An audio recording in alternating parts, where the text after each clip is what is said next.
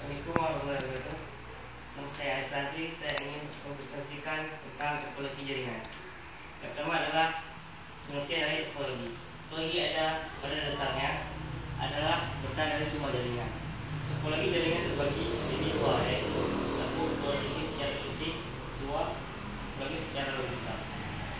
Topologi secara fisik menjelaskan bagaimana susunan dari tabel dan komuter dan lokasi dari semua komponen jaringan. Sedangkan topologi secara logika menetapkan bagaimana informasi atau aliran data dalam jaringan.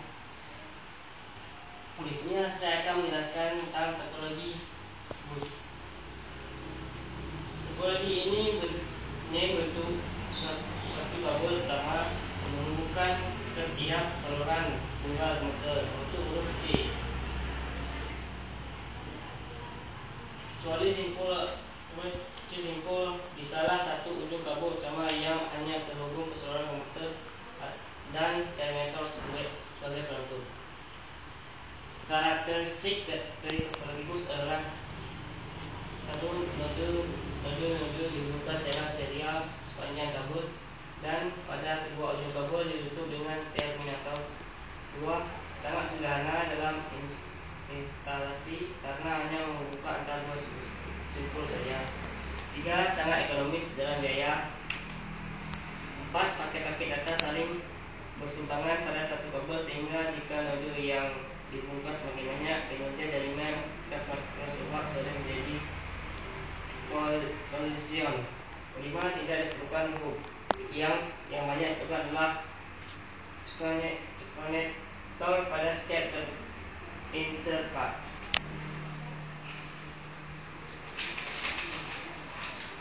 6.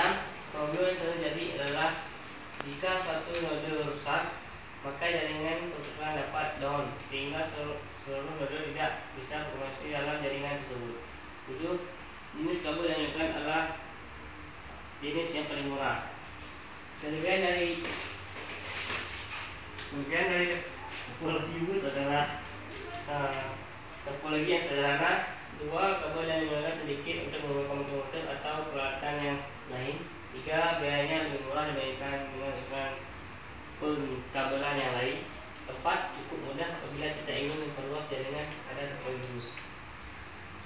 Topologi bus mempunyai kelemahan.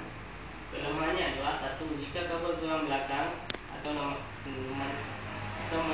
mana-mana yang bermasalah, rangkaian tidak dapat berfungsi. 2. Memerlukan terminator untuk dua ujung kabel tulang belakang. 3. Sukar mengesan kerosakan. 4. Perlu pengulang jika jarak LAN jauh. 5. Pengisian tambahan diperlukan untuk menyalakan pelanggaran data. 6. Kecepatan rata-rata transport informasi untuk setiap perangkat sangat lambat karena harus pergantian menggunakan saluran. 6. Sulit untuk manajemen jaringan. 8. Sulit untuk expand jaringan. 9. Jika terjadi masalah dengan kabel dalam satu komuter, misal kabel putus, maka semua jaringan komuter akan terganggu dan tidak bisa berkomunikasi antara satu dengan lainnya. Begitu pula jika salah satu ujung tidak diterminasi, sinyal akan berbalik dan seluruh jaringan akan terpengaruh meskipun masing-masing komuter masih dapat berdiri sendiri, tapi tidak dapat berfungsi satu sama lain.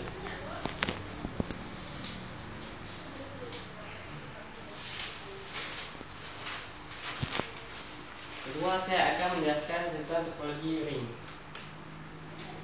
Setiap komuter terhubung ke komuter selanjutnya dalam ring, dan setiap komuter mengirim apa yang diterima dari komuter sebelumnya. Pesan-pesan mengalir melalui ring dalam satu arah. Setiap komuter yang mengirimkan apa yang diterima ring adalah jaringan yang aktif. Tidak ada aktif pada ring. Dan ini serupa dengan jaringan bus, kecuali simpul pada ujung kabel utama yang saling terhubung, sehingga untuk suatu pelanggaran dengan menggunakan segmen kabel. Karakteristik dari topologi ring adalah node-nodenya dihubungkan secara serial di sepanjang kabel dengan membentuk jaringan seperti lingkaran. 2. Sangat sederhana dalam layar seperti jenis topologi bus. 3. Paket-paket data dapat mengalir dalam satu arah sehingga perselisihan dapat dihindarkan. 4. Problem yang dihadapi sama dengan topologi bus, yaitu jika salah satu node rusak, maka seluruh node tidak bisa berkomunikasi dalam jaringan tersebut. 5. Tipe kabel yang digunakan biasanya kabel UTP. Kelebihan dari topologi ring adalah: 1. Data mengalir dalam satu arah sehingga jadi proses yang dapat dihindarkan.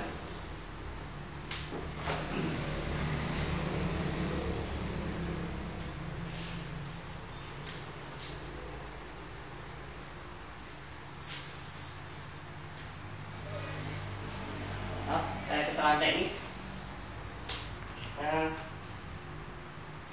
Dapat melayani aliran lalu lintas yang padat karena data dapat bergerak di kiri atau ke kanan.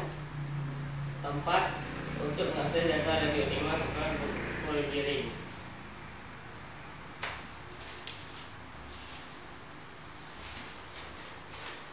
Kelemahan dari topologi ring adalah apabila ada satu komuter dalam ring gagal fungsi, maka akan mempengaruhi ke seluruh jaringan. 2. Menambah atau mengurangi komuter akan mengacaukan jaringan. 3. Sulit untuk melakukan konfigurasi ulang. Yang ketiga, saya akan menjelaskan tentang topologi star. Setiap simpul pada masing-masing terminal terhubung ke file simpul tunggal terpusat dengan menggunakan segmen kabel sendiri. Keunggulan topologi ini adalah didapatkan kinerja yang optimal karena lintas kabel dari terminal ke simpul yang pendek. Karakteristik dari topologi star adalah setiap node berkomunikasi langsung dengan konsentrator. 2. Bila setiap paket data yang termasuk dalam konsentrator kemudian di broadcast ke seluruh node yang terhubung sangat banyak, maka kinerja jaringan akan semakin turun. 3. Sangat mudah dikembangkan sebab setiap node hanya terhubung secara langsung ke konsentrator. 4. Jika salah satu Ethernet card rusak atau salah satu kabel pada terminal putus, maka seluruh jaringan masih tetap bisa berkomunikasi atau tidak terjadi down pada jaringan keseluruhan tersebut. 5. Tipe kabel yang digunakan biasanya jenis TP. Kelebihan dari topologi star adalah: 1. Jika terjadi penambahan atau pengurangan terminal tidak mengganggu operasi yang sedang berlangsung. 2. Jika salah satu terminal rusak, maka terminal lainnya mengalami gangguan. 3. Arus lalu lintas informasi dapat lebih optimal. Kelemahan dari topologi star adalah memiliki satu titik kesalahan terletak pada hub. Jika hub rusak mengalami kegagalan, maka seluruh jaringan akan gagal untuk beroperasi. 2. Membutuhkan lebih banyak kabel karena semua kabel jaringan harus dijalin ke satu central point, jadi lebih banyak membutuhkan lebih banyak kabel daripada topologi jaringan yang lain. 3. Jumlah terminal terbatas tergantung dari port yang ada pada hub. 4. Lalu lintas data yang padat dapat menyebabkan jaringan bekerja lebih lambat.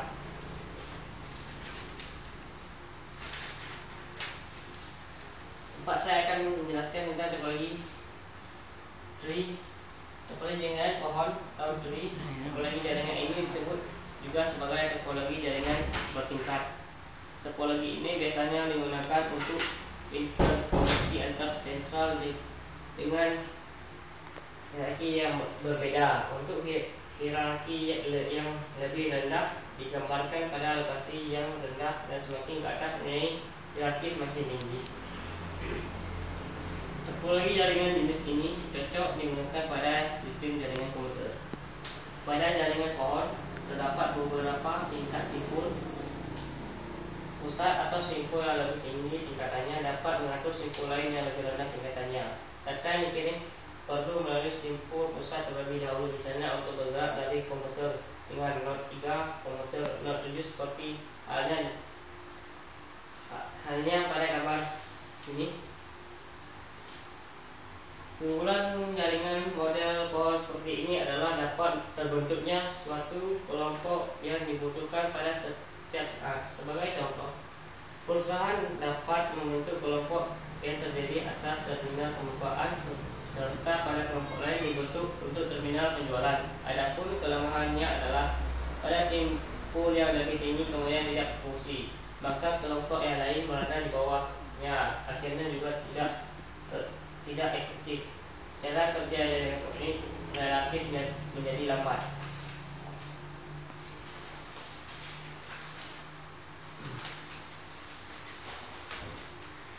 Selanjutnya saya akan menjelaskan tentang topologi line. Topologi line adalah topologi yang dapat digunakan secara searah, dan apabila server yang digunakan juga tidak bisa digunakan, maka NetVC yang digunakan juga akan tidak bisa digunakan. Maka dari itu diperlukan server yang cukup baik agar NetVC yang digunakan untuk internet tidak mengalami loading yang lama. NetVC yang digunakan juga terbatas karena server hanya ada satu dan masih belum cukup baik digunakan. Baik, sekian presentasi dari saya. Saya Assalamualaikum warahmatullahi wabarakatuh.